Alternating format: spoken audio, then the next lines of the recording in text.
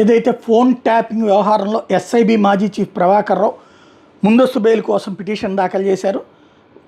అమెరికాలో తను ఉంటున్నారు. అమెరికా నుంచి కూడా అరెస్ట్ చేయించి తీసుకొస్తా ఉంటున్నటువంటి సందర్భంలో క్యాన్సరు, లంగ్ ఇన్ఫెక్షన్తో తను బాధపడుతున్నానని, దాని చికిత్స కోసమే అమెరికా వచ్చానని, తన నిందితుడిగా చేర్చడానికి ముందే అమెరికా వచ్చానని, ఆ కేసు అయ్యాక కాదు కేసుకు ముందే వచ్చానని, కానీ తన మీద పారిపోయాననే ముద్ర వేస్తున్నారని, నాకు వ్యతిరేకంగా ఒక్క సాక్ష్యము లేదు, ఒక్క ఆధారము లేదు, కావాలని ఒక అభాండం మోపుతున్నారు అన్నటువంటి పాయింట్తో ముందస్తు బెయిల్ పిటిషన్ వేశారు.